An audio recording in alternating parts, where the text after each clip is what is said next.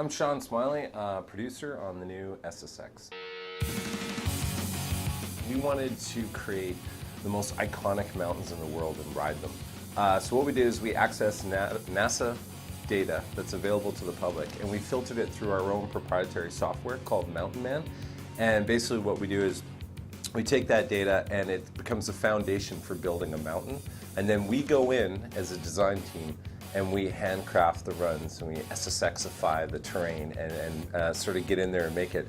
But this allowed us to build not one mountain, but multiple mountains. So it's a huge, huge advantage. We gather inspiration from some of the elements of these mountains, sort of characteristics. If there's a statue or something on one mountain or a huge crevasse, we'll put that in.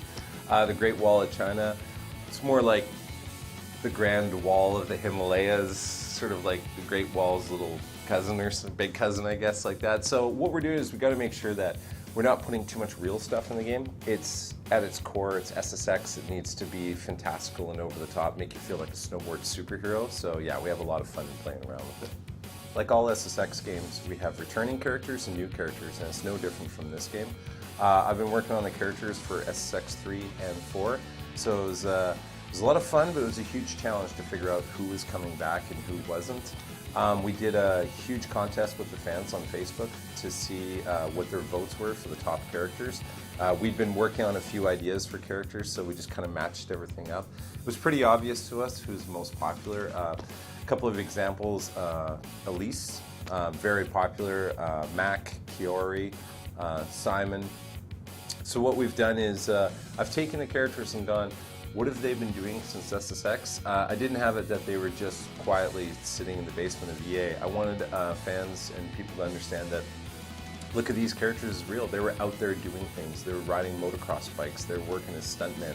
They were on the tour winning stuff. They were off traveling around the world surfing. So when you think of that, what have characters been doing for years? Well, they're going to change a little bit in their look too.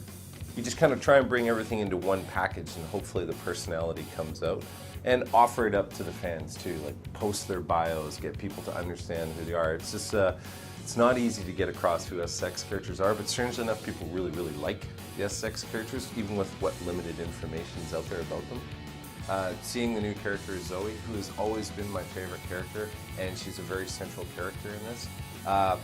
Seeing her concept art, and her model and all that come together, all of a sudden when I wrote the bio for her, I was, took her as the idea for a catalyst a lot in the game, put her in the comic books, did all this, and when I finally saw the image of the new Zoe come forward, that was the big moment for me, like just, wow, this is really happening.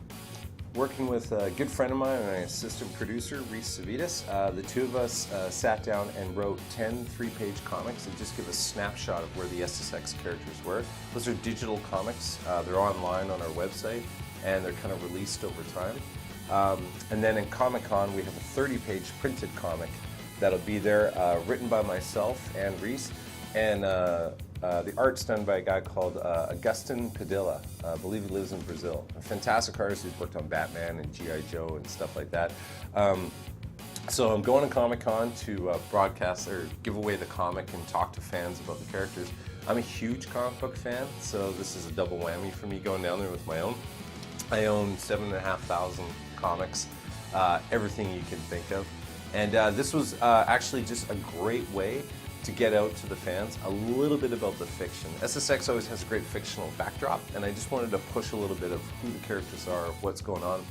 And when you read the 30-page comic, it'll explain what this game is kind of about a bit.